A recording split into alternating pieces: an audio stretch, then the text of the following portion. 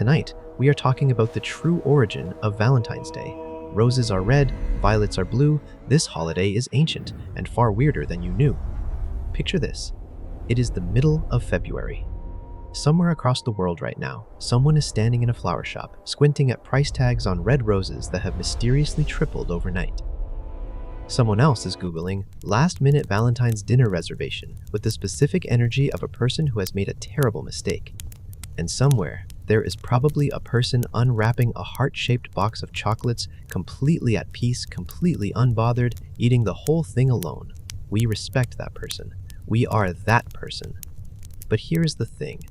You think you know Valentine's Day. You think it is hearts and candy and a little winged cherub with questionable aim. You have celebrated it or ignored it or survived it, maybe all three in the same year. And yet, the story behind February 14 is one that most people have never been told in full. Because when you trace this holiday back to its actual roots, you do not find a tidy tale about love.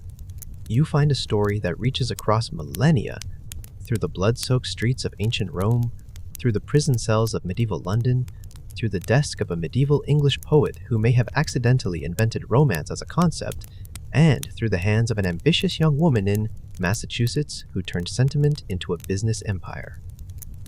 The holiday you grew up with was built on top of something far older, far stranger, and honestly far more interesting. And you probably will not look at a Valentine's card the same way again after tonight. As we continue, take a second to subscribe if you want to see more documentaries like this. But only if you genuinely enjoy. Drop a comment below telling us what you think Valentine's Day is really about, and let us know where in the world you are watching from and what time it is there. We love knowing who is with us on nights like this. Now, enjoy the music and visuals. Maybe turn on a fan for that soft background hum, and let's ease into tonight's journey together. The version of Valentine's Day that lives in the popular imagination is actually quite young. The heart-shaped boxes, the red roses, the idea that February 14 is the official annual appointment for romantic expression, none of that is ancient at all. The commercialized holiday we recognize today took its modern shape in the 19th century, built layer by layer out of older traditions that had almost nothing to do with romance. And beneath those layers, you find origins that are genuinely unexpected. The first and most important thing to understand is that February itself is not neutral ground. The very name of the month comes from the Latin word februm, which meant a tool or instrument of ritual purification. February, in the Roman world, was the month you spent cleansing yourself, cleansing your home, cleansing your city, and making offerings to whatever gods you had possibly offended over the past year. It was not a romantic month. It was a month for settling debts with the divine. That foundational association with purification and renewal sits at the very base of everything that eventually became Valentine's Day. And it is something historians have pointed to for centuries when trying to understand how the holiday was born. Layered on top of that is the story of an ancient Roman festival called Lupercalia, one of the oldest celebrations in the Roman calendar, so old that even the Romans themselves were not entirely sure where it came from or which god it originally honored. Some ancient sources credited Faunus, the Roman god of pastoral life and fertility. Others pointed to the mythological she-wolf who nursed the twin founders of Rome. The festival was held on the 15th of February every year, and it involved rituals so vivid, so physical, and so alive with symbolic meaning that it lasted for over 1,000 years, long outlasting the republic and empire that gave it birth. The mainstream historical record confirms that Lupercalia was observed continuously from at least the time of Rome's foundation in the 8th century BCE until the very end of the 5th century AD. More than 1,200 years of unbroken practice. That is an extraordinary run for any human tradition. Then there is the matter of Saint Valentine himself, or rather, the three different men who may have shared that name and that fate. The Catholic Church officially recognizes multiple martyrs named Valentine, and at least 2 of them were executed on February 14 in the 3rd century AD, both during the reign of the same Roman emperor. Their stories have blended and braided together over centuries, until it becomes genuinely difficult to say with confidence who did what, or whether one man's legend absorbed another's details along the way. Historians still argue about whether the marriage-defying priest and the miracle-working bishop were the same individual or 2 entirely separate people whose accounts happen to converge. And then there's the poet. A quirky and largely overlooked fact about Valentine's Day is that for most of its history as a Christian feast day, it had absolutely nothing to do with romantic love. It was simply the commemoration of a martyr's death. It was an English writer in the 1380s, a man named Geoffrey Chaucer, who appears to have been the first person in recorded history to link February 14 with romance, not because of any ancient tradition, but because he was writing a poem to celebrate a royal engagement and needed a suitably symbolic date. That connection, made in a single work of literature, somehow caught on and changed the meaning of the day forever. All of these threads, the Roman festival, the executed priest, the medieval poet, the imprisoned duke who sent the first surviving Valentine from a tower cell, are what tonight is really about. Each one tells you something true about where this holiday came from, and together they reveal something even more interesting, that the story of Valentine's Day is also a story about how human beings take old things and slowly, quietly give them new meaning. So let's start at the very beginning. Not with a saint, not with a festival, and not with a poem, but with a month, with the word February itself. Because before any of the more dramatic chapters of this story could happen, the Romans had to decide what to do with the coldest, strangest, most liminal stretch of their calendar year, and the answer they came up with tells you everything about how they understood the world. The Roman year, in its earliest form, was not 12 months long. It was 10. The ancient Romans originally counted only 304 days, beginning in March, the month of the war god Mars, and ending in December.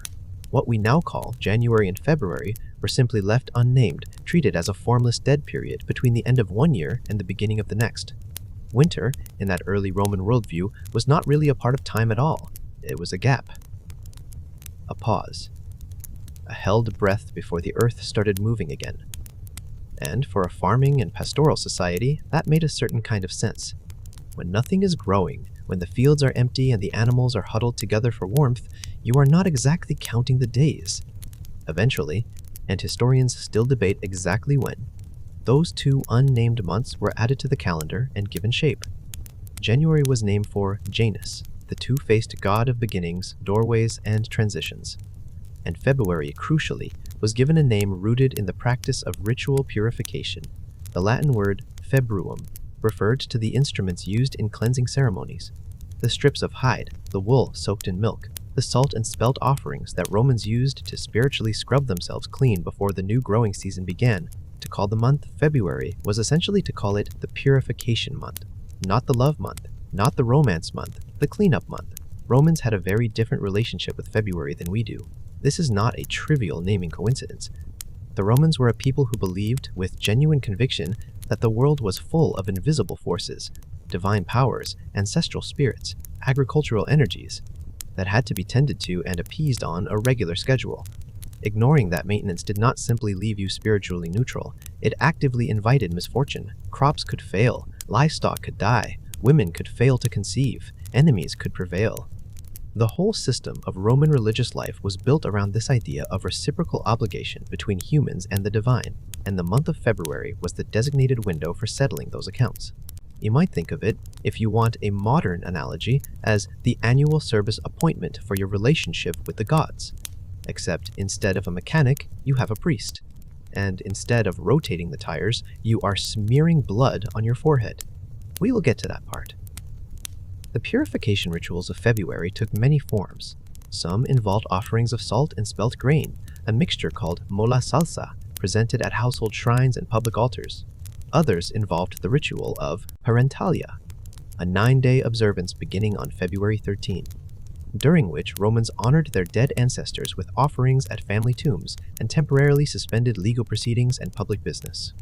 The city went relatively quiet for the dead. And then, right in the middle of all that, on February 15, just 2 days in, Lupercalia erupted. The contrast is not incidental. Parentalia did not end before Lupercalia began. It was still very much underway. Lupercalia fell on the 3rd day of Parentalia, sandwiched inside the funerary period, loud and physical and very much alive while the ancestral observance was still holding the city. The Parentalia would continue for another 6 days after Lupercalia, closing on February 21 with a final observance called Feralia, when food was formally carried to the tombs of the dead and the gates of the underworld were symbolically sealed. That sequencing, riotous fertility rite nested inside a solemn week of honoring the dead, tells you something about how Romans understood the relationship between life and death, renewal and mourning. They were not opposites to be kept apart. They were threads woven together in the same February week. What this tells you is that the ancient Romans understood February not as a single mood, but as a seasonal passage, a movement through different registers: grief, then cleansing, then renewal, then fertility. The month was a full emotional arc, compressed into 28 days, designed to carry its participants from the darkness of winter and the weight of ancestral debt into something lighter and more generative. The fact that we ended up placing a holiday of love and new beginnings inside this same month is not, it turns out, purely coincidental. The emotional logic was already built into the calendar long before anyone named a saint or wrote a poem. Now, here is the quirky detail that tends to surprise people when they first encounter it. The Roman god Februus, from whom some scholars have argued the month derived its name, was not a god of love or spring or fertility at all. He was a god of the underworld, a chthonic deity associated with the dead, with purification of the soul, and with the wealth buried beneath the earth. Which means there is an argument, a minority argument, and historians still argue about whether Februus, as a deity, even predated the month's name or was invented afterward to explain it. That the month Europeans eventually used to celebrate love and romance was originally named after a god of death and subterranean treasure. The Romans would probably find that extremely funny. What is not in dispute is that by the time Lupercalia reached its full cultural flowering in the later Republic and early Empire, February had become one of the most ritually dense periods in the Roman calendar, a month that moved deliberately from remembrance to purification to renewal, and that took the participation of the whole community seriously. This was not a holiday you observed privately at home. This was a month that spilled into the streets, that required public action, that engaged the body as much as the spirit. That sensibility, the idea that the middle of February calls for something expressed outwardly, shared, physical, communal, never fully left the calendar. It just changed its costume several times along the way. Now, to understand Lupercalia properly, to really feel what it meant to the people who practiced it for over 1,000 years, you have to start not with the ritual itself, but with the place where it was held. Because the location was not incidental, it was the whole point. Every year, the festival began in a specific cave at the foot of Rome's Palatine Hill, a dark hollow in the rock called the Lupercal. And that cave, according to Roman tradition, was the most sacred piece of geography in the entire city, because that was the cave where Rome itself began. The founding myth of Rome is one of the stranger origin stories in the ancient world. According to legend, the city was founded by twin brothers named Romulus and Remus, who were the sons of a mortal woman named Rhea Silvia and the war god Mars himself. Their great-uncle, a king named Amulius, had seized power from the twins' grandfather and feared that these divine descendants would eventually challenge his throne. So, he ordered the infants thrown into the Tiber River to drown. The servants charged with the task apparently had a crisis of conscience, because instead of drowning the babies, they set them adrift in a basket, which the current carried to the bank near the Palatine Hill. There, a she-wolf found them, and instead of doing what wolves typically do with unattended human infants, she nursed them. She kept them alive at the mouth of that cave, the Lupercal, until a shepherd named Faustulus discovered them and raised them as his own. Whether you read that as mythology, as distorted folk memory, or as pure invention, the Romans took it seriously. Livy and other major historians treated the she-wolf story as foundational history, not fable. The cave itself remained a venerated site well into the imperial era. Excavations near the Palatine conducted in 2007 uncovered what archaeologists believe may be the actual chamber the Romans considered the Lupercal, a decorated grotto approximately 15 meters below the surface, with walls adorned with colored marble and shell mosaics and a central image, interpreted as an eagle, possibly representing Jupiter watching over the site. Whether or not that identification is correct, the discovery confirmed that this was a location Romans invested with genuine sacred significance across many centuries. The she-wolf who nursed Romulus and Remus was connected in Roman religious thinking to several overlapping divine figures. Faunus was one of the most important, an ancient god of the wild, of forests, of fertility, of flocks, and of prophecy, often depicted as half man and half goat, the Roman equivalent of the Greek god Pan. The name Lupercus was sometimes used as an alternative name for Faunus, in his capacity as a protector of shepherds against wolves. Some ancient writers tried to connect the festival to the Greek festival of the Lycaea, celebrated on Mount Lycaon in Arcadia, arguing that the mythological king, Evander, had brought the rites to Italy from Greece before Rome was even founded. Historians still argue about whether that connection reflects any real historical migration of ritual practice, or whether it was a later attempt by educated Romans to give their stranger customs a more respectable Hellenic pedigree. What is clear is that the Luperci, the priests who administered the festival, were one of the oldest priestly colleges in Roman religion. Their name, the Brothers of the Wolf, connected them directly to the founding legend. They were organized into two groups in the earliest period, one associated with the Quintii family line and one with the Fabii, each supposedly descended from the companions of Romulus and Remus themselves. Later, during the late Republic, a third group was added, the Juliani, instituted in honor of Julius Caesar and his lineage, with Mark Antony himself serving as its first leader, which gives you a sense of how politically charged the festival had become by that point. What began as a pastoral rite performed by shepherds at a sacred cave had, over centuries, become a civic event that prominent citizens and even emperors wanted to be seen participating in. The animal sacrifices that opened Lupercalia were not arbitrary. The goat was chosen because it symbolized sexuality and fertility in Roman culture, a sexually vigorous animal associated with Faunus. Himself in his half-goat form, the goat offered to the gods on this day was understood as a gift aligned with the festival's core purpose, encouraging the generative forces of the world to be generous in the coming season.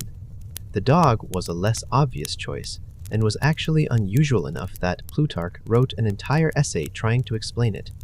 His best answer was that dogs were traditionally associated with purification rites across many ancient cultures, serving as intermediaries between the human world and darker spiritual forces. And since Lupercalia was simultaneously a fertility festival and a purification rite, the dog made sense in that dual context, even if the logic required a little work to articulate. It is worth sitting with the age of this festival for a moment. If Lupercalia really did originate around the founding of Rome in the 8th century BCE, that means it was already over 700 years old by the time Julius Caesar was born. By the time Christianity began to spread through the empire, the festival had been practiced for close to 1,000 years. That is a span of time roughly equal to the distance between us and the Crusades. The people who eventually tried to suppress Lupercalia were not pushing back against some recent novelty or local quirk. They were confronting one of the oldest, most deeply embedded communal traditions in the entire Western world, and, as you will see, it did not go quietly. So, you are standing in Rome on the morning of February 15. The air is cold in that particular way that late winter air in the Mediterranean carries. Not the brutal, deep freeze cold of Northern Europe, but a sharp, clear chill that makes you aware of your own breathing. The city is already awake and alert in a way it is not on ordinary mornings. Vendors have set up near the Palatine Hill. People are moving through the streets with a particular purposeful energy of a crowd that knows something is about to happen. And at the foot of that hill, at the entrance to the Lupercal cave, the Luperci priests have already gathered. The ceremony begins inside the cave.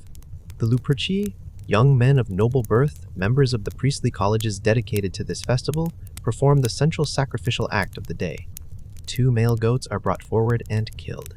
Then a dog is sacrificed. The choice of animals, as noted earlier, is deliberate and loaded with symbolic meaning, the goat for fertility, the dog for purification. The blood from the sacrifice is collected, and then 2 of the young Luperci are led to the altar together. Another priest touches a bloody sacrificial knife to both of their foreheads, marking them with the blood of the animals just killed. And this is documented by multiple ancient sources, including Plutarch. Both young men must laugh. They must actively, visibly laugh while the blood is on their foreheads, after which another priest wipes the blood away using wool that has been soaked in milk. Nobody is completely certain why the laughter was required. It may have been a symbolic assertion of life and vitality in the presence of death. The sacrificial blood representing mortality, the laughter and the milk-soaked cleansing representing the triumph of renewal over it. It may have been a practical signal to the crowd that the ritual was proceeding correctly, that the gods had not rejected the offering. Or it may simply be that the combination of solemnity and involuntary laughter was itself considered sacred, a recognition that the line between the serious and the absurd is one of the fundamental tensions of human existence. Whatever the reason, the requirement that these young men laugh while covered in blood is one of the more genuinely strange details in all of Roman religious practice, and historians still debate its precise meaning and origin. After the laughter, after the cleansing, the sacrificial feast begins. The whole company of Luperci eat together near the cave, a communal meal that serves as both celebration and preparation. And then comes the part everyone came to watch. The priests take the skins of the sacrificed goats and cut them into long strips. These strips are called februa. There is that word again, the same root as the month's name, the same root as the concept of purification itself. Some of the hide may also be fashioned into rough girdles worn around the hips. Then the Luperci divide into their two groups, and they run. They run from the Lupercal cave along the old boundary of the Palatine Hill, moving counterclockwise around the hill in an ancient, prescribed circuit. They are naked or nearly naked. Ancient sources vary on exactly how much clothing, if any, they wore, but the consensus is that whatever they had on left most of their bodies exposed to the February air, which, once again, you would like to remind yourself, was cold. They run carrying the strips of goatskin, the februa, swinging them as they go, striking anyone they encounter on the path. The circuit took them through the heart of Rome's oldest public spaces, past the Forum, past the oldest temples, through the streets where ordinary Romans were already gathered to witness and participate. And here is the detail that tends to make modern audiences pause. Women who wanted to become pregnant, or who wanted an easier delivery in an ongoing pregnancy, deliberately placed themselves in the path of the runners. They extended their hands, or in some accounts, their backs, to receive a blow from the februa strips. This was not a passive spectacle they were observing from a safe distance. They were active participants. Plutarch records that many women of high social rank did exactly this, and that the belief in the fertility-granting power of the februa was widespread and sincere. Being struck was understood as a blessing, a transfer of the sacred and generative energy concentrated in the sacrificed animal's hide directly into the body of the woman receiving the blow. The mainstream historical record on this point is quite clear. Roman writers from multiple centuries describe the practice in consistent terms. Women sought the strikes, believed in their efficacy, and the ritual was understood by the whole community as a legitimate means of petitioning the divine forces governing fertility and childbirth. This was not fringe behavior. This was official, sanctioned, publicly performed religious practice at the center of one of the world's great cities. The run ended back near the Lupercal, the circuit complete, the city cleansed, the fertility forces placated for another year. The crowd dispersed. The priests set down the februa, and Rome went back to its regular business, a little louder and a little more alive than it had been that morning. 1,200 years of this. Every February 15, until someone finally decided enough was enough.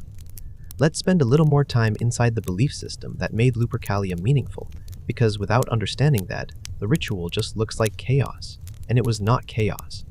It was a highly ordered, deeply serious practice embedded in a worldview that is genuinely worth understanding on its own terms, even across the distance of 2,000 years. The Romans inhabited a universe that was constantly alive with invisible forces, not metaphorically alive. Literally, actually, functionally alive with powers that could be petitioned, offended, appeased, and manipulated through correct action. The gods were real. The spirits of the dead were real. The agricultural and reproductive energies of the natural world were real, and they responded to human behavior. This was not a matter of private belief. It was the operating assumption of the entire civilization, embedded in public law, in the calendar, in the architecture of the city, in the design of every public building and ceremony. Roman religious practice was not about achieving personal spiritual enlightenment. It was about maintaining functional relationships with powers that directly affected the survival of the community. Fertility, within this worldview, was not simply a biological process that either happened or did not. It was a relationship between human beings and divine forces, and like any relationship, it required maintenance. You could not simply assume that women would conceive, that crops would grow, that livestock would breed successfully, without actively doing your part to keep the relevant powers satisfied and engaged. The februa, those strips of goatskin swung by the running Luperci, were not symbolic objects in the modern sense of something that means something but does not actually do anything. They were understood as genuinely, practically effective instruments. They had been in contact with the sacrificed animals. The animals had been consecrated to the gods. The divine power had, through the sacrifice, been transferred into the hide. The hide then transferred that power to whoever it struck. This was a logical chain of cause and effect, within the framework of how Romans understood causation. For the women who stood in the runner's path and extended their hands, this was not a passive or superstitious act. It was an active, rational decision within their own cultural context. If you lived in a world where the evidence of your community's entire history suggested that the februa worked, that women who received the ritual strike were more likely to conceive, that pregnancies following Lupercalia were more likely to result in healthy deliveries, then stepping into the path of the runners was the sensible, reasonable thing to do. You would want to be there. You would dress carefully, position yourself well, make sure you were clearly visible to the Luperci as they came around the hill. The idea that this was some kind of coerced or degrading experience for the women involved is largely a retrospective modern imposition. The ancient accounts describe it as voluntary, even eagerly sought. Now, and this is the part where a quirky historical footnote becomes genuinely relevant. The Romans also believed that the februa could ease the pain of childbirth, not just encourage conception. Women who were already pregnant sought the ritual strike specifically in the hope that their delivery would be less difficult.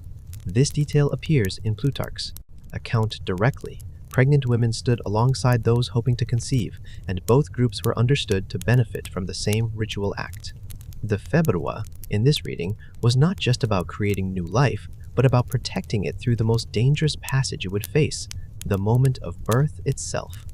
In a world with no antibiotics, no surgical intervention, no reliable obstetric care, childbirth was one of the most genuinely lethal experiences a woman could face. The mortality rates for both mothers and infants in the ancient world were staggering by modern standards. A ritual that offered any hope of improving those odds was not superstition. It was, in the only terms available to people at that time, medicine. The physical dimension of Lupercalia, the running, the striking, the near nudity of the priests, also served the function that is easy to miss from a modern vantage point. Roman religious life was largely performed in public, by the body, in real space. The idea that religion is a private, interior, cognitive experience is a much more recent development in Western culture. For Romans, the body was the primary instrument of religious practice. You made offerings with your hands. You walked to sacred sites. You wore prescribed clothing on prescribed occasions. The Luperci ran not merely because running was part of the ceremony, but because the physical act of moving through the city, covering its oldest ground, tracing its oldest boundaries, was understood as a kind of renewing and reconsecrating of the city itself. The Palatine Hill Circuit was not arbitrary. It followed the original boundary of the settlement attributed to Romulus.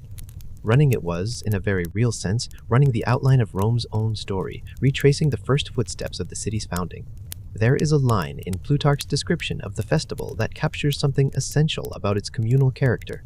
He writes that many noble youths, and even magistrates, participated in the running, laughing as they went, and that the women of rank who deliberately placed themselves in the runner's path did so, like children at school presenting their hands to be struck.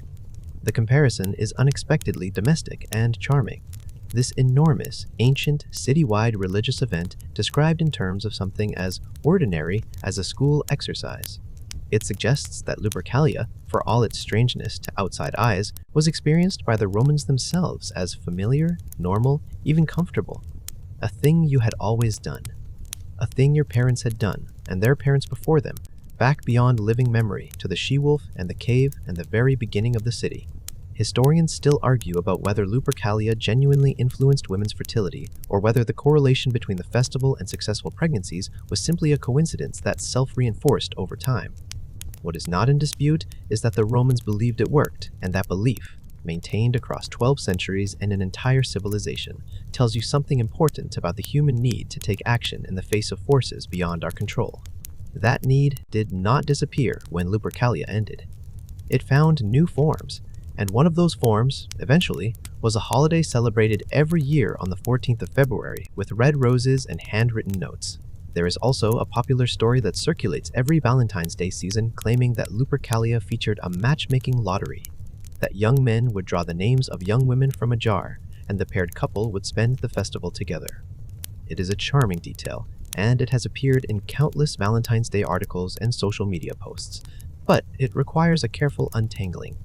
Valentine's Day lotteries were a real documented tradition. An English antiquarian named Henry Bourne describes such a custom in 1725, in which young men and women were paired by drawing lots as Valentine partners for the year. That practice was a genuine piece of 17th and 18th century English folklife. What has no ancient source behind it is the specific claim that this English folk custom descended from Lupercalia, that ancient Rome is where the lottery began. That connection was proposed by a clergyman and hagiographer named Alban Butler in his 1756 book on the lives of the saints, and it does not appear anywhere in the actual Roman historical record.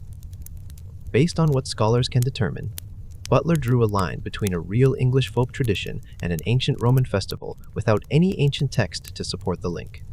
Historians who have gone looking for the Roman lottery in primary sources have not found it. The association, compelling as it is, appears to be a much later inference, a story that felt true enough to stick. The year is 44 BCE, and Lupercalia is about to have its most politically explosive moment in 1200 years of recorded history. Julius Caesar is at the height of his power. He has been named Dictator Perpetuo. Dictator in perpetuity, which is a title that sits uneasily in a republic that was built on the explicit principle that no single man should hold permanent authority. Rome is electric with tension. The senators who believe in the republic as an institution are watching Caesar with the particular watchfulness of people who are deciding something. Caesar himself is performing a careful public balancing act, powerful enough to rule absolutely, visible enough to seem accessible, Roman enough to participate in the old rituals that give leadership its legitimacy. He has not yet declared himself king. That word, king, rex, is radioactive in Rome. The Romans expelled their last king in 509 BCE and constructed their entire civic identity around the rejection of monarchy. To be called king is not a compliment. It is, depending on the audience, either a fatal accusation or a fatal ambition. On February 15, 44 BCE, Caesar attends Lupercalia. He seats himself on a golden throne in the Forum, already a gesture that makes certain eyebrows rise, since sitting on a throne during a public festival is not a traditionally Republican thing to do. The Luperci run their circuit. The crowds gather. And then Mark Antony, one of the Luperci priests that day, breaks from the route and approaches Caesar's throne. He is carrying something, a diadem, a crown, wreathed in laurel in the Greek style, the kind of headgear worn by kings in the Eastern Mediterranean world. Antony offers the crown to Caesar. What happens next is one of the most analyzed single moments in ancient history. Caesar refuses it. The crowd cheers. Antony offers it again. Caesar refuses again. More cheering. This sequence may be repeated a third time, depending on which account you read. Plutarch and Suetonius both describe the scene, though their details differ slightly. Caesar eventually orders the crown to be taken to the Capitoline Hill and dedicated to the god Jupiter, the traditional destination for things that belong to divinity rather than to men. The question that has fascinated historians ever since is what exactly Caesar was doing. Was he genuinely refusing an offer of kingship, demonstrating republican virtue in the most public possible setting? Was the entire scene staged, a piece of political theater in which Antony played the tempter and Caesar played the noble refuser, designed to gauge public reaction, to test whether Romans might actually accept a king if one were offered carefully enough? Or was it a genuine offer from Antony that Caesar declined because he read the room correctly, because the silence before the cheering was just a fraction too long, because the faces of certain senators in the crowd told him everything he needed to know? We genuinely do not know. The ancient sources disagree on motivation. Modern historians have argued all three interpretations with considerable force and evidence, and the debate remains open. What is not disputed is that the event was enormously consequential. Within a month, on the Ides of March 15, 44 BCE, Julius Caesar was assassinated in the theater of Pompey by a group of senators, some of whom had been present at the Lupercalia episode. Whether the crown refusal reassured them or frightened them more, whether it demonstrated virtue or revealed ambition, it clearly did not diffuse whatever had been building. It may, in fact, have accelerated it. The Lupercalia of 44 BCE is significant to our story for a reason beyond its political drama. It represents the last great moment in which the festival occupied the absolute center of Roman public life, a moment when the most powerful man in the world participated in this ancient ceremony, when the streets ran with the energy of 1200 years of tradition, when the Februa strips were flying and the crowd was roaring and the February air was thick with the same ritual life that had been animating this city since before anyone alive could remember. It is one of the last times Lupercalia appears at the center of the historical record rather than at its edges. One of the last times it functions as the primary stage on which Roman power performs itself. After the assassination of Caesar and the subsequent civil wars, the Rome that emerged under Augustus was a changed place. Augustus made enormous efforts to revive and regulate traditional Roman religious practice. He restored temples, reinstituted ceremonies that had lapsed, positioned himself as a restorer of ancestral piety. Lupercalia continued under Augustus and his successors, but something had shifted. The festival that had once been a spontaneous, barely controlled explosion of the city's oldest energies gradually became more ordered, more managed, more imperial. The Luperci still ran. Women still sought the strike of the Februa, but the city around them was changing, century by century, in ways that would eventually make the festival's survival impossible. The new religion growing quietly at the margins of the empire did not, as a rule, look kindly on naked priests and goatskin strips and prayers to a god who might or might not be the same as the wolf god of an ancient cave on a Roman hill. That collision was coming, and when it arrived, it would set in motion the chain of events that eventually produced the holiday you are celebrating, or surviving, right now in the middle of February. To understand why a Roman priest named Valentine ended up in prison in the 3rd century AD, you need to understand the world that put him there. And that world was shaped, in large part, by one of the most relentlessly militaristic emperors Rome ever produced, Marcus Aurelius. Claudius, known to history as Claudius II, and nicknamed Gothicus for a reason we will get to momentarily, came to power in 268 AD, during one of the most unstable periods in Roman imperial history. The 3rd century had been, to put it mildly, a rough stretch. Between 235 and 284 AD, Rome cycled through over 20 emperors in 50 years. Most of them died violently. The army, which had discovered that it could make and unmake emperors, cycled through candidates at an alarming pace. Plagues swept through the empire repeatedly. The frontiers were under constant pressure from Germanic tribes in the north and the Sasanian-Persian Empire in the east.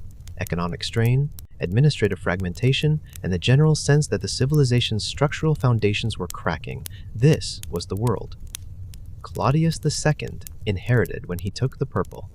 He turned out to be exactly the kind of emperor the moment required. Hard, fast, decisive, personally courageous to a degree that even hostile sources found difficult to dismiss. He came from the Illyrian soldier aristocracy, the same group of tough provincial military men that would produce several of Rome's most effective late-period emperors. He had served in the legions for decades before reaching the throne, and he governed the empire the way he had led his troops, by direct action, minimal deliberation, maximum force. His nickname, Gothicus, came from the Battle of Naissus. In 2068 or 2069 AD, a confrontation with an enormous Gothic force that had poured across the Danube frontier into Roman territory. Ancient sources describe the Gothic army as numbering in the hundreds of thousands, which is almost certainly exaggerated, but the engagement was unquestionably massive and significant. Claudius met them near the city of Nisus, modern Nice, in Serbia, and delivered what most military historians consider one of the most decisive Roman victories of the entire 3rd century. The Gothic force was shattered. Tens of thousands were killed or captured. The threat to the Danubian frontier was, for a time, contained. Claudius returned to Rome a hero, and the Senate awarded him the title Gothicus, Conqueror of the Goths, in recognition of the achievement. He was, by any military standard, exceptional. He died in 270 AD of plague, which is both historically accurate and somehow appropriate for a man whose entire reign was defined by the relentless physical demands of 3rd century imperial rule. He never really stopped moving. He never really stopped fighting. He was emperor for barely 2 years. And now we arrive at the legend. You have almost certainly heard some version of it. The story goes that Claudius II, meeting soldiers desperately and finding that married men were reluctant to leave their families and enlist, issued an edict banning marriage, or at least banning young men of military age from marrying. The logic attributed to him is that single men made better soldiers because they had less to lose. And into this legally enforced lovelessness stepped a Christian priest named Valentine, who continued to perform secret marriage ceremonies in defiance of the emperor's edict, was eventually discovered and arrested, and was executed for his defiance on February 14, 270 AD. It is a compelling story. It is romantic in the precise sense that it involves someone sacrificing himself for love, for the institution of love, for the right of other people to love each other within the sanction of religious ceremony. It is also a story that has a complicated relationship with verifiable historical evidence. the specific claim about a military marriage ban is not attested in any surviving contemporary Roman source. Historians who have searched the 3rd century legal and administrative record for evidence of such an edict have not found it. This does not definitively prove it never existed. The documentary record from this period is fragmentary, and many edicts and administrative decisions from the 3rd century have simply not survived. But its absence from the sources is notable. The story of the marriage ban appears to attach to Claudius primarily through later hagiographic accounts of Valentine, texts written centuries after both men were dead, by authors with reasons to make the saint's martyrdom as vivid and morally clear as possible. What the historical record does support is that Claudius II was actively engaged in military campaigns for essentially his entire brief reign, that the army was under serious strain during this period, and that manpower was a genuine concern.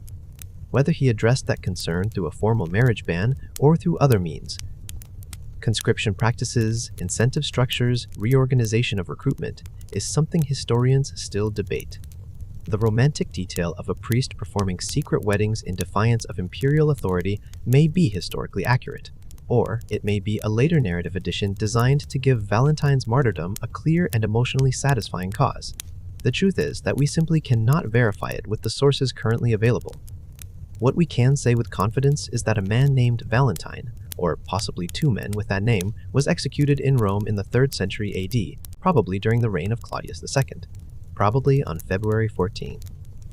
The execution is the documented core of the story, the reasons for it, the acts of defiance that preceded it, the miracles attributed to him. These come from sources written long after the fact. And from those sources, slowly, over the following centuries, a saint was assembled. Piece by piece, story by story, relic by relic, he was built into the patron of something nobody in the 3rd century would have imagined, the patron of love itself. So, who was Valentine? Not the legend, not the patron saint assembled from centuries of retelling. The actual person, or persons, sitting at the origin point of this story. The honest answer is that the historical record gives us remarkably little. What survives from the earliest period are fragments, a name, a date, a location, a manner of death. The flesh and blood person who occupied those facts has been almost entirely displaced by the saint constructed around him over the following centuries. This is common with early Christian martyrs. The act of martyrdom, the public, voluntary acceptance of death rather than renouncing faith, was itself the theologically meaningful event, and the biographical details surrounding it were often less carefully preserved than the symbolic and spiritual significance of the death itself.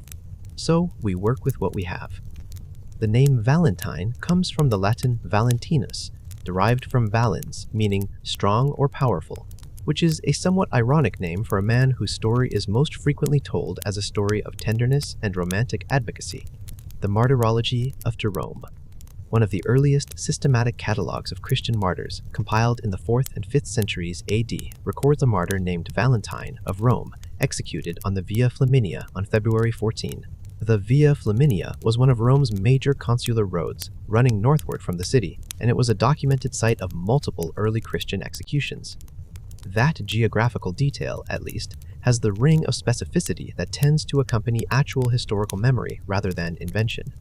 The oldest surviving accounts of Valentine describe him as a priest, some sources say a bishop, who was arrested, brought before the prefect of Rome, interrogated about his refusal to renounce Christianity, and sentenced to death after failing to convert or comply.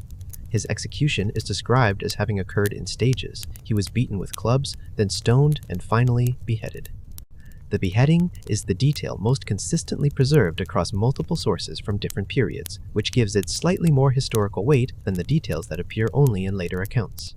The marriage defiance story, the secret weddings, the flouted imperial edict does not appear in the very earliest accounts of Valentine. It enters the narrative later, and its precise origin is difficult to trace. What does appear early, and in multiple independent sources, is a different kind of miracle story, the healing of the jailer's daughter. According to accounts that appear in various forms across several early medieval texts, Valentine, during his imprisonment, was placed in the care of a Roman official named Asterius. The jailer had a daughter who was blind, or in some versions had been blind from birth. Valentine, according to the accounts, prayed over her or laid hands on her or spoke to her, and her sight was restored. Asterius, moved by the miracle, converted to Christianity along with his household. The story of the jailer's daughter is interesting precisely because it is not the story you would expect to find attached to the patron saint of love.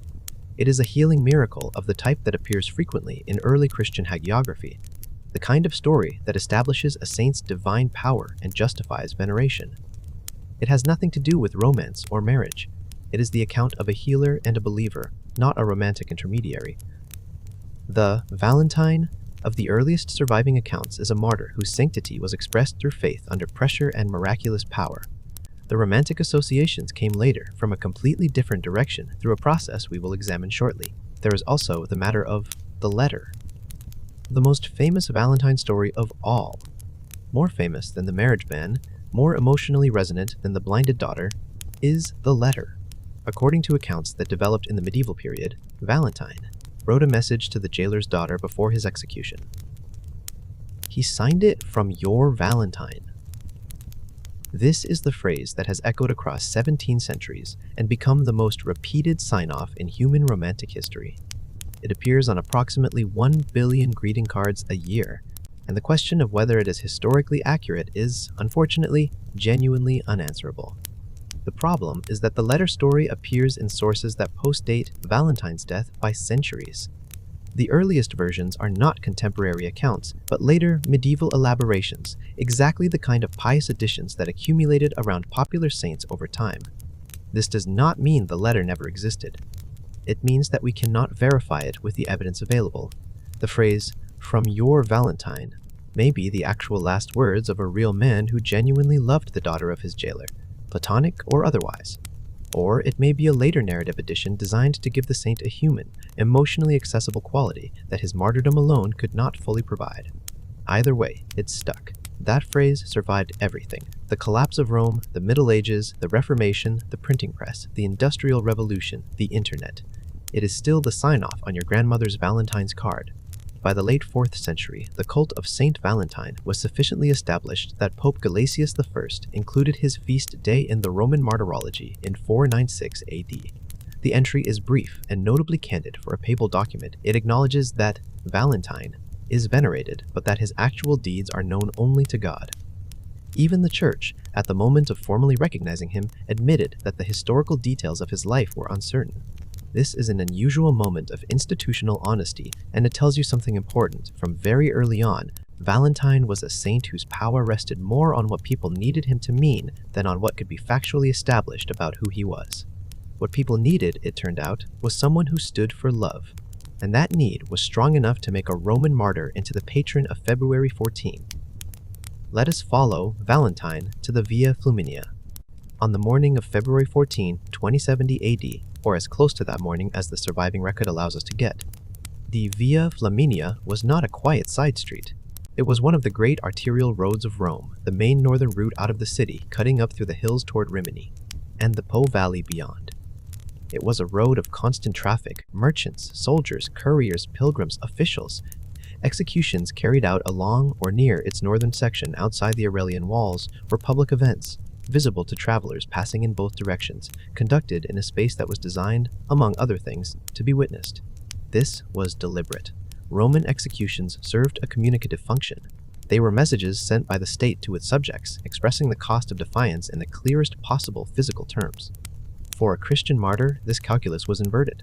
The execution that was meant to communicate the futility of resistance became, within the martyrological tradition, evidence of the opposite.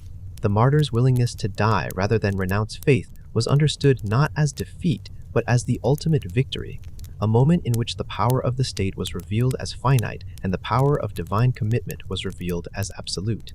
The martyrdom account was therefore a story about power, but told from a perspective that fundamentally contested whose power was real: Valentine's. Execution, according to the accounts that have come down to us, proceeded in a way consistent with the Roman treatment of common criminals and enemies of the state, rather than the more formal military execution methods reserved for citizens of higher status. He was beaten, clubs, stones, and then beheaded.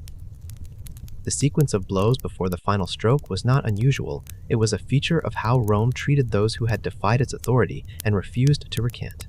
There may have been a small group of witnesses, likely including members of Asterius's household who had by then converted, though we cannot verify this from any contemporary source. The accounts describe his body as being collected and given a proper burial by Christians, a standard element of early martyrdom, narratives that served both practical and theological functions, since the physical remains were understood as sacred objects capable of performing miracles. The grave of Valentine on the Via Flaminia became a site of pilgrimage relatively quickly by the standards of early Christian saint veneration. A church was built over or near the burial site dedicated to him, probably in the 4th century after the Emperor Constantine, legalized Christianity and made the public veneration of martyrs both safe and politically advantageous. The physical location anchored the cult. It gave pilgrims a place to go, a site where the saint's power was understood to be particularly concentrated, where prayers were more likely to be heard. And now, from that grave on a Roman road, let us return to the letter. Because the letter deserves more careful attention than the passing mention it usually gets in Valentine's Day origin stories. The phrase, "from your Valentine," is an English formulation that represents something which, in the earlier accounts, exists in Latin. The earliest versions of the letter story do not describe a love letter in the romantic sense at all. They describe a farewell message, a final communication written before death, addressed to the daughter of Asterius, whose sight Valentine is said to have restored. The relationship between Valentine and this young woman in the original accounts is specifically not romantic. It is the relationship between a healer and the person healed, between a spiritual figure and someone whose life he changed. The sign-off, whatever its precise original Latin formulation, was an expression of affection in the broad sense, not in the specifically erotic or romantic sense that later centuries would attach to it. The transformation of this farewell into a romantic gesture is itself one of the most interesting moments in the holiday's history, because it required an act of creative reinterpretation that nobody explicitly authorized or acknowledged. At some point, probably gradually over several centuries, the farewell from a condemned man to a healed girl became, in popular imagination, a love letter. The clinical distance between a spiritual patron and his beneficiary collapsed into something warmer and more personal. The phrase retained its surface meaning while acquiring an entirely new emotional register. And once that reinterpretation had occurred, it fed back into how the saint himself was understood. The man who had written, "From your Valentine," began to be remembered as a man defined by romantic love rather than by faith under pressure or miraculous healing. This process of retroactive reinterpretation, in which a later cultural need reshapes how an earlier figure is remembered, is not unique to Valentine. It happens constantly in the history of religious and cultural memory. The saint people need tends to gradually displace the saint the historical record actually supports. By the Middle Ages, Valentine was firmly associated with romantic love in ways that his earliest hagiographers would have found completely unrecognizable. The healer martyr of the 3rd century had become the patron of lovers. The execution on the Via Flaminia had become the origin story of the most commercially significant romantic holiday in the modern world. There is something worth pausing on in that transformation. The holiday built around the idea of love and tenderness and connection traces back, at its center, to a death, to a man beaten and beheaded on a Roman road on a cold February morning. The hearts and flowers did not come first. The violence came first. And then, slowly, across centuries of human need and human creativity, the hearts and flowers were added. Which is, if you think about it, not entirely unlike how most things we call civilization tend to work. Something harsh and unforgiving at the foundation. Something beautiful with enormous effort built on top of it. Here is where the story gets genuinely complicated and genuinely interesting in a way that most Valentine's Day histories gloss over in the rush to get to the chocolate. There was not one Saint Valentine. There were at least 2, and possibly 3. And the details of their lives have been so thoroughly braided together over the centuries that even the Catholic Church, after careful review, quietly removed the feast of Saint Valentine from its universal liturgical calendar in 1969, not because he was proven fictional, but because so little could be verified about him with confidence that mandatory universal veneration seemed difficult to justify. He remains in the catalogue of saints. His feast day, February 14, is still recognized, but the Church essentially acknowledged what historians had long suspected, the figure known as Saint Valentine, patron of lovers, is a composite, assembled from multiple sources, and no single historical person can be definitively identified as the original. Let us sort through what we actually know. The Roman Martyrology. The official Catholic catalogue of saints and their feast days lists two distinct martyrs named Valentine, with a feast day of February 14. The first is Valentine of Rome, the priest or bishop executed on the Via Flaminia, whose story we have been following. The second is Valentine of Terni. Terni being a city in Umbria, in central Italy, about 100 kilometers north of Rome. Valentine of Terni is described as a bishop who was also martyred in Rome on February 14, also during the 3rd century, under circumstances remarkably similar to those attributed to Valentine of Rome. The two accounts overlap so substantially that even early medieval scholars noticed the problem, and historians today largely agree that the two Valentines are almost certainly the same person described from two different local traditions that gradually diverged from each other. Or, and this is the alternative scholars still debate, they really were two entirely separate men who happened to share a name, a feast day, a century, and a city of execution, which would be a remarkable coincidence, but not an impossible one. The third candidate is more obscure and rarely mentioned in popular accounts. There is a Valentine whose feast day falls in May rather than February, Valentine of Genoa, a bishop of the Italian port city, venerated primarily in the Ligurian tradition. He is not directly connected to the Romantic holiday in modern practice, but he becomes relevant to our story in an unexpected way when we reach the medieval period, because some scholars believe that when the poet Geoffrey Chaucer wrote about Saint Valentine's Day in the 14th century, he may actually have been referring to this Valentine rather than to either of the Roman martyrs. The Valentine of the 14th century literary tradition may have been associated with a feast day in mid-May when birds would plausibly be mating in the English spring, a detail that matters enormously for understanding how Chaucer's poem actually functions. More on that when we get to Chaucer. For now, the important thing to understand about the multiplicity of Valentines is what it tells us about the process by which saints are made. A saint is not simply a historical figure who is subsequently venerated. A saint is a cultural construction assembled over time from historical material, theological need, local tradition, and popular imagination. The raw material, a real person who died for a real faith, exists at the foundation. But the saint that emerges from centuries of veneration is a collaborative creation, shaped by everyone who prayed to him, told stories about him, built churches in his name, or needed him to stand for something specific. In Valentine's case, the need that shaped him most powerfully was the need for a patron of love. Christianity, in its early and medieval periods, had an ambivalent relationship with erotic and romantic love. The physical and emotional dimensions of human romantic attachment were theologically complicated. Celebrated in some texts, treated with suspicion in others, placed in constant tension with the ideals of spiritual love and celibacy that ran through much of the tradition. What the ordinary Christian who fell in love needed was not a theologian to tell them that love was spiritually dangerous. They needed a saint who understood love, who stood on their side, who would carry their petitions for successful courtship, faithful partnership, and happy marriage to the divine. Valentine. Through the accident of his name, his February 14 feast day, and the emotional accessibility of his letter story, became that saint. Not because any authority figure decided he should be, because the people who needed him decided he was. The 1969 removal from the universal calendar caused a minor sensation in the popular press at the time and still generates confused headlines every few years when someone rediscovers it. The framing usually suggests that the church canceled Valentine, which is not quite accurate. What the liturgical reform of 1969 did was acknowledge honest historical uncertainty, a rather noble institutional impulse if you think about it. The church did not stop believing a man named Valentine had died for his faith on February 14. It stopped requiring the entire global church to celebrate a figure whose biography could not be reliably established. The feast remains optional. The saint remains venerated, and the holiday built around his name has long since departed from any institutional religious authority and taken on a life entirely its own. What survives from all of this is not a neat biography. It is something more interesting, the trace of a human need so persistent that it shaped history around itself.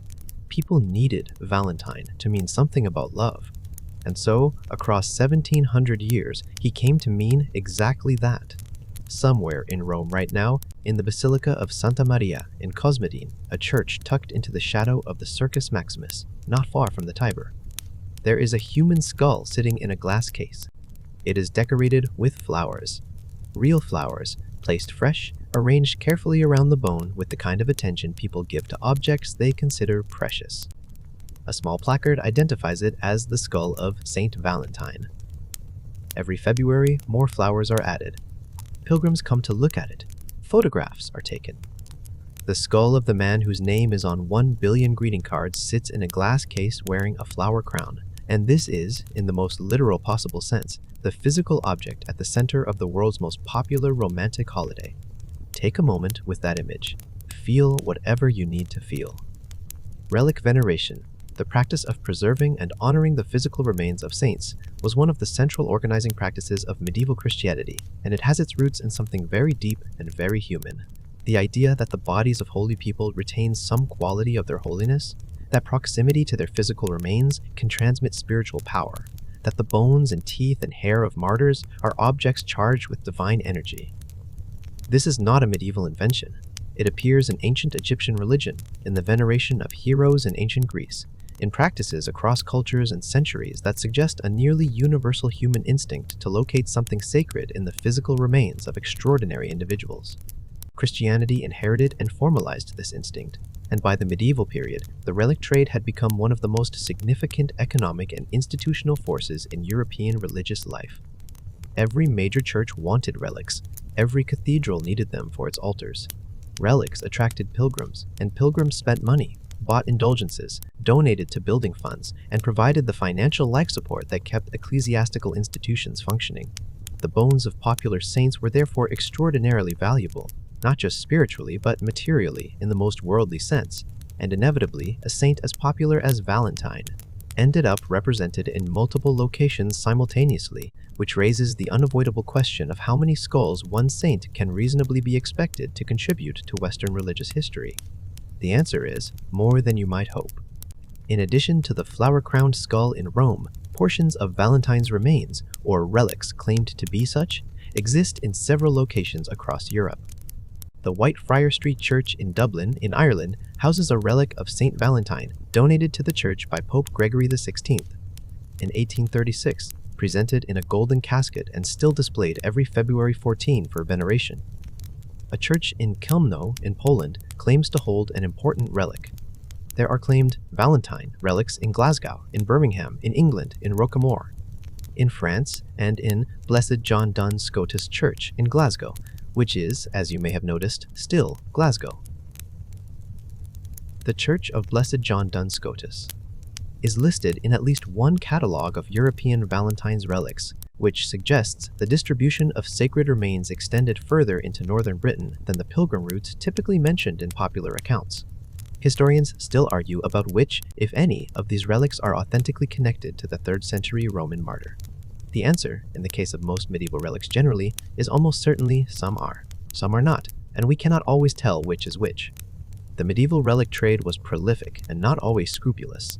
Documented cases of manufactured relics, mistaken attributions, and creative repackaging of unidentified human remains are common enough in the historical record that a healthy skepticism is warranted.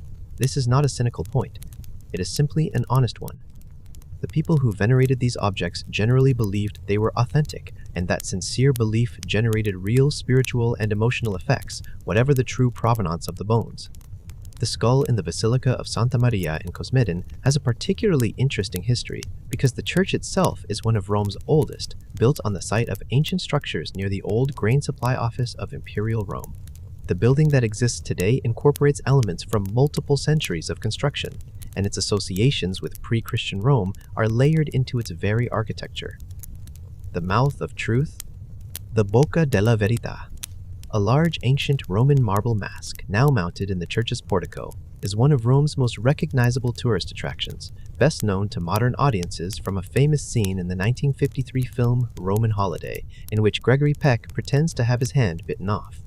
This combination, ancient Roman mask, early Christian church, flower-crowned skull of the patron of love, is a fairly precise summary of what Rome is, which is a city that never fully discards anything, only adds new layers on top of old ones. The flower crown on the skull deserves its own moment of attention. Placing fresh flowers on a relic is a devotional gesture with deep roots in both Christian practice and in much older traditions of honoring the dead with natural beauty. The flower offerings placed on the skull of Valentine in February. Specifically in February, in the month of purification and renewal, in the month when the leprosy once ran with bloody goatskin strips and women sought fertility in the cold streets, connect this most modern feeling of holidays to its most ancient substrate in a single, quiet, very human gesture. Someone, every year, takes the time to choose flowers and arrange them carefully around a skull. That is a thread connecting us to the Romans gathering at the Lupercal cave, to the early Christians collecting a martyr's body on the Via Flaminia, to every generation in between that has felt the need to mark February with something tender, something alive, something offered to forces larger than themselves. In the year 494 AD, a pope named Gelasius I sat down and wrote a letter that ended 1,200 years of naked priests running through Rome. Gelasius was the bishop of Rome from 492 to 496 AD, a pontificate of only 4 years, but one that produced an outsized volume of theological and administrative writing. He was by temperament a precise, assertive, and somewhat combative church administrator, deeply concerned with the boundaries between sacred and secular authority, firm in his views about what Christian practice should look like and what it should not. He wrote extensively about liturgy, about the proper roles of emperors and popes, about heresy, about the administration of church property. And in 494, he wrote about Lupercalia. The specific document is a letter, sometimes described as a tract or pamphlet, addressed to a Roman senator named Andromachus, who had apparently written to Gelasius, defending the continued celebration of Lupercalia on the grounds that years when the festival had not been held had coincided with episodes of plague and bad fortune. This is a deeply human argument. We have always done this, and when we stopped, bad things happened. Gelasius responded with the full force of episcopal displeasure. His letter is a sustained attack on the festival, arguing that it was incompatible with Christian identity, that its claimed protective powers were theologically illegitimate, and that Christians who continued to participate in it were, in the plainest terms, wrong. He was particularly sharp on the question of the festival's claimed utility. If Lupercalia genuinely protected against plague and misfortune, Gelasius argued, why had Rome suffered so many plagues and misfortunes during the centuries when it was faithfully observed? If the naked runners and goatskin strips had any real power, the Roman Empire should have been invulnerable. The fact that Rome had been sacked, that emperors had died of plague, that the Western Empire had collapsed within living memory, all of this suggested, to Gelasius, that the fertility rites of the Luperci had never actually done what their proponents claimed. His argument was essentially empirical. The evidence does not support the claim, which is a remarkably rational position for a 5th century church official, and delivered with the rhetorical fire of someone who found the opposing argument not merely wrong, but insulting to the intelligence. Lupercalia, under pressure from the church and from the changing religious composition of the Roman population, was abolished. The last documented celebration appears to have been sometime in the late 5th century. Gelasius's letter is often cited as the decisive blow, though the festival had been under increasing pressure for decades before he wrote it. The Christian Roman Empire had been slowly withdrawing official support from pagan religious observances since Constantine, and by the time Gelasius wrote, Lupercalia had already lost much of the institutional backing that had sustained it for over 1,000 years. And now we arrive at the most popular and most contested connection in this entire story. The claim, repeated in countless popular histories, featured in almost every Valentine's Day origin article you have ever read, is that Gelasius abolished Lupercalia and deliberately replaced it with the feast of Saint Valentine on February 14, consciously transferring the emotional and communal energy of the fertility festival onto a Christian saint. The Roman ritual of love and fertility, cleaned up, Christianized, redirected toward a martyr rather than a wolf god. It is an elegant narrative. It is also, as far as historians can determine, not supported by the evidence. The letter of Gelasius to Andromachus does not mention Saint Valentine. It does not propose any Christian replacement for Lupercalia. It argues against the festival on theological grounds and stops there. The feast of Saint Valentine on February 14 is attested from an early period, and Gelasius did include Valentine in the Roman martyrology, but the specific claim that he deliberately established February 14 as a counterweight to Lupercalia, a kind of Christian substitute for the pagan festival, is not found in any document from the period. It is a later inference, probably from the coincidence of dates and the proximity of the abolition and the martyrology entry. Historians still argue about whether the date overlap was intentional, coincidental, or somewhere in between, a kind of unofficial cultural migration that happened gradually and without explicit orchestration. The theory that the Church systematically replaced pagan festivals with Christian feast days is a popular one that has some supporting evidence in specific cases, but is often applied more broadly than the evidence warrants. Christmas, and the December solstice, Easter and spring fertility rites, Valentine's Day, and Lupercalia. These connections are real at the level of cultural resonance, but the specific claim that church authorities made these substitutions consciously and strategically is frequently much harder to document than the popular version suggests. What we can say is this: by the time the Middle Ages arrived, February 14 was a Christian feast day associated with a martyr. Lupercalia had disappeared, and the human need for a February celebration connected to love, renewal, and communal life had not gone anywhere at all. That need, dislodged from its ancient ritual home, was looking for a new address, and it found one, eventually, not in any church decree or papal letter, but in the imagination of an English poet who wrote about birds, and in the accidental magic of a single line of medieval poetry that is still echoing today. Geoffrey Chaucer was not trying to invent Valentine's Day. He was trying to write a poem about birds. The year was approximately 30 A.2. Chaucer, a customs official, courtier, diplomat, and one of the most remarkable writers in the history of the English language, was composing a poem for a specific occasion. The occasion was almost certainly the betrothal or engagement of the young King Richard II of England to Anne of Bohemia, a diplomatic marriage that had been arranged between the English and Bohemian courts. Court poets were expected to produce celebratory works for events of this kind, and Chaucer was, among his many other roles, a court poet of considerable skill and reputation. He sat down and wrote The Parlement of Fowls, the Parliament of Birds, a poem of roughly 700 lines in a form called the Rhyme Royal Stanza, describing a dream in which the narrator visits a beautiful garden and watches a formal assembly of birds choosing their mates. The poem contains a line that changed the history of February 14. In describing the occasion for the birds' assembly, Chaucer wrote, in the original Middle English, something that translates roughly as, for this was on Saint Valentine's Day, when every fowl comes there to choose his mate. That is the line. That is the moment. Before Chaucer wrote those words, there is no surviving written record anywhere in European history that associates Valentine's Day with romantic love, with the choosing of partners, with any of the sentimental content that we now consider the holiday's defining characteristic. After Chaucer wrote them, the association was established, and it spread through the culture with the particular velocity of an idea whose time has come. The mainstream historical record is unambiguous on this point.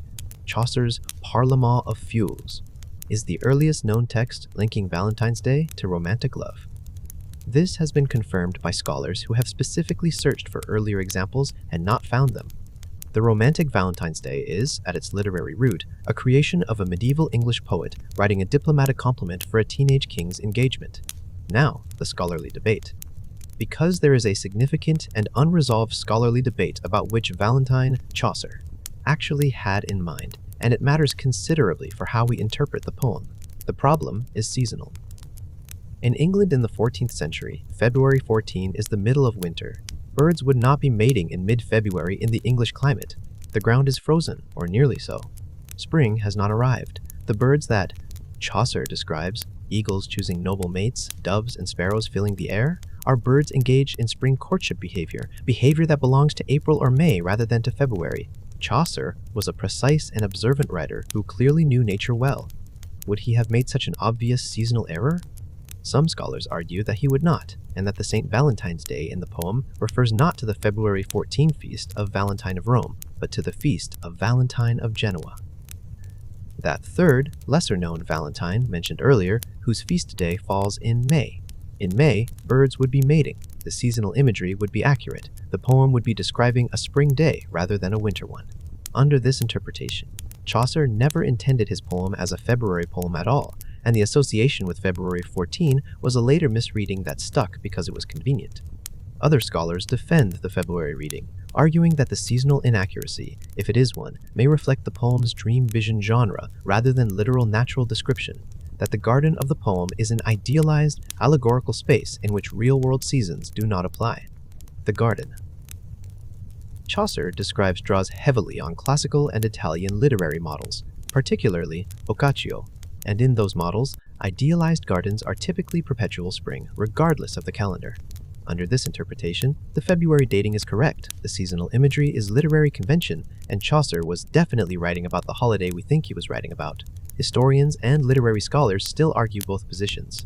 The debate is genuinely unresolved, and depending on which scholar you read, you will get a confident assertion in either direction. What is beyond dispute is the effect. Chaucer's poem was read, copied, and circulated in the court culture of late medieval England, and the association between Saint Valentine's Day and the choosing of romantic partners took hold in that culture with remarkable speed. Within a generation of Chaucer's poem, other poets were writing Valentine's Day poems. Court figures were exchanging valentines, tokens of affection, sometimes small poems, sometimes gifts. On February 14, the holiday had acquired a cultural life independent of its religious origins, powered entirely by a literary image of birds choosing their mates in a dream garden. Chaucer was, in the most literal sense, the man who made Valentine's Day romantic. Not a pope, not an emperor, not the Catholic Church's administrative decisions about the liturgical calendar, a poet. A customs official who moonlighted as one of England's greatest writers, trying to write a flattering poem for a young king's engagement, happens to mention birds and Saint Valentine in the same line, and that line, across 640 years, became the conceptual foundation for an industry generating an estimated $24 billion a year in greeting cards, flowers, candy, and dinner reservations. Chaucer would probably find this both flattering and completely insane. He would fit right in here. In October of 1415, a young French nobleman named Charles, Duke of Orleans, rode into battle at Agincourt and made the worst decision of his life. Agincourt, the battle made famous by Shakespeare nearly 200 years later. The confrontation between the numerically superior French army and the exhausted English force under Henry V was one of the most catastrophic military defeats in French history. The French cavalry charged across muddy ground against English longbowmen positioned on a narrow front between two woods, and the result was a slaughter. Thousands of French soldiers died. Hundreds of French nobles were captured, because capturing high-ranking prisoners in medieval warfare was enormously profitable. Their families would pay ransoms that could amount to years of a knight's income. Charles, Duke of Orleans, was 21 years old and already one of the most important noblemen in France. He was captured on the battlefield and taken to England. He would not see France again for 25 years. He was held in the Tower of London and in various other castles across England in conditions that reflected his enormous ransom value, comfortable enough to not damage his health, controlled enough to prevent escape. He had servants. He had books. He had paper and ink. He had time, extraordinary, almost incomprehensible quantities of time, because the negotiations over his ransom dragged on and stalled and dragged on again for over 2 decades. Charles was fluent in English as well as French. He had grown up in a court with close ties to England. He occupied his captivity with the only activity available to an educated, literate nobleman with unlimited hours and no horizon of freedom. He wrote poetry. And on February 14, probably in the first year of his captivity, Charles wrote a poem addressed to his wife. His wife at the time was Bonne of Armagnac, a young French noblewoman to whom he had been married since 1410. The poem addresses her as his Valentine.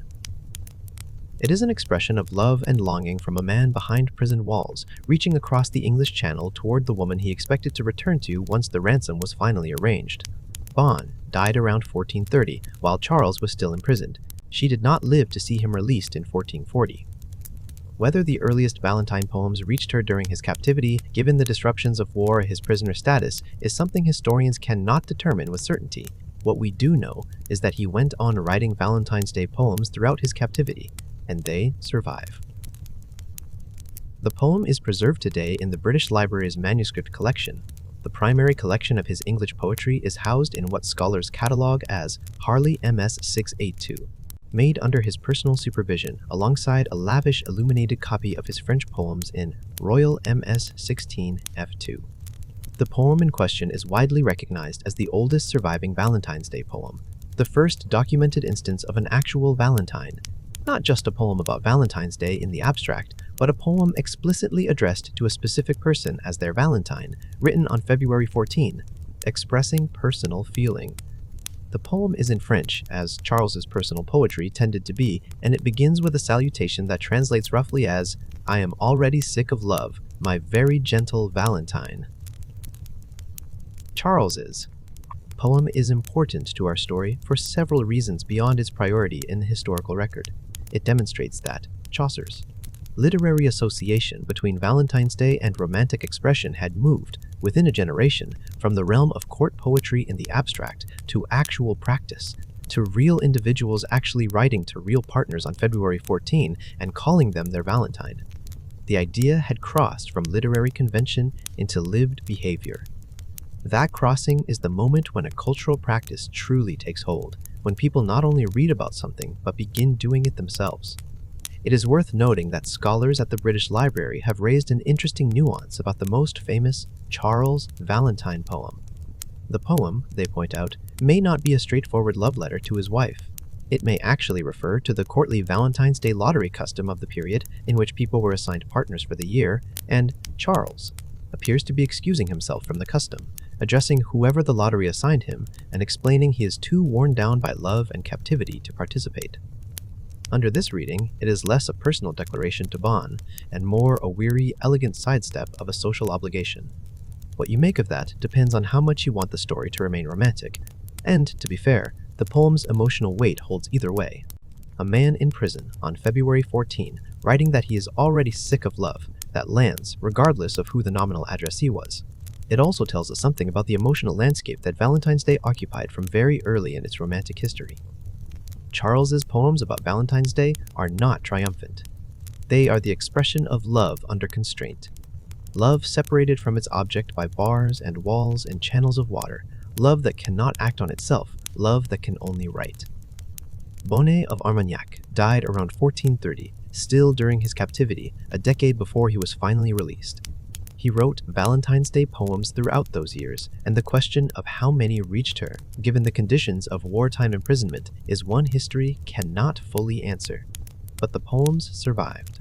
And the first Valentine, the actual oldest surviving one, remains what it was, a prison letter, written in the cold of February, addressed to someone the writer could not reach. There is something in that which resonates across the centuries, because Valentine's Day has always had a shadow side, a dimension of longing and absence that sits just beneath the hearts and chocolates. The holiday that celebrates love is also, for many people, a holiday that makes the absence of love acutely felt. Charles of Orleans, in his tower, writing year after year to a woman he could not reach and would ultimately never see again, is not a figure from a different tradition than the modern Valentine's Day. He is, in some ways, its most honest ancestor. Charles was eventually released and returned to France in 1440 after 25 years of captivity. He lived until 1465, was an important figure in French political life, remarried, had children, and is still considered one of the finest French lyric poets of the 15th century. The poems he wrote during his captivity, in both French and English, in both the formal registers of courtly verse and the quieter registers of a man simply waiting, are among the most personal surviving documents of medieval literary life. And somewhere in that collection, in the handwriting of a young man writing in a cold English castle in the middle of February, is the oldest Valentine in the world. From a prisoner writing by candlelight in the Tower of London in 1415, we travel forward 400 years to a young woman sitting in a parlor in Worcester, Massachusetts in 1849, surrounded by imported paper lace, cutting out decorations with scissors while her family assumed she had completely lost her mind. Her name was Esther Howland, and she was 21 years old, the same age Charles of Orleans had been when he was captured at Agincourt.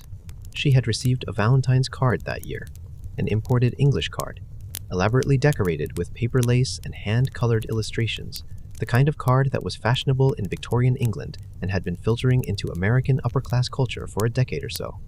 Esther looked at the card, evaluated its production, and concluded she could make them better. She also concluded that if she could make them better, she could sell them.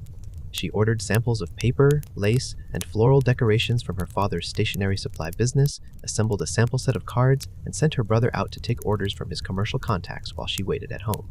He came back with over $5,000 in orders. Esther Howland built what became, in essence, the first mass-produced American Valentine's card business. She organized her production into an assembly line operation, employing a group of women who worked in her home, passing cards from station to station as different decorative elements were added.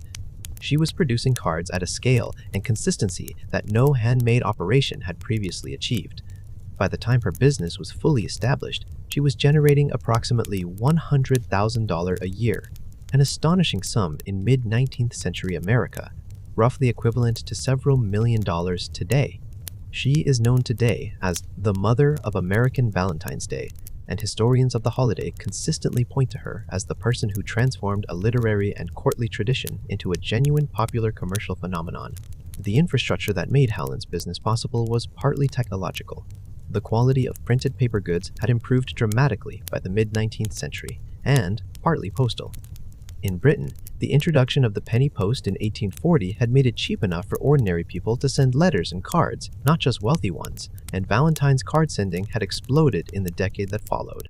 By the time Howland was building her operation, the combination of affordable postage, industrially produced paper goods, and a middle-class culture increasingly interested in sentiment as a social expression had created a market. She simply recognized it and built the infrastructure to serve it. Hallmark entered the Valentine's Day card business in 1913 when the company, founded just 3 years earlier by Joyce Clyde Hall, began producing Valentine's cards at industrial scale. The combination of Hallmark's distribution network, its investment in consistent quality, and its marketing capacity accelerated the commercialization that Howland had begun. By the mid-20th century, Valentine's Day had acquired all the commercial infrastructure we recognize today. The cards, the flowers, the chocolates, the jewelry advertisements, the restaurant reservation pressure. The flower industry found Valentine's Day particularly hospitable, building it into one of the 2 or 3 most important annual sales events in the calendar. The confectionery industry followed. The jewelry industry elevated it. Each sector layered a new commercial dimension onto the holiday until the accumulated weight of commercial expectation became, for many people, the holiday itself.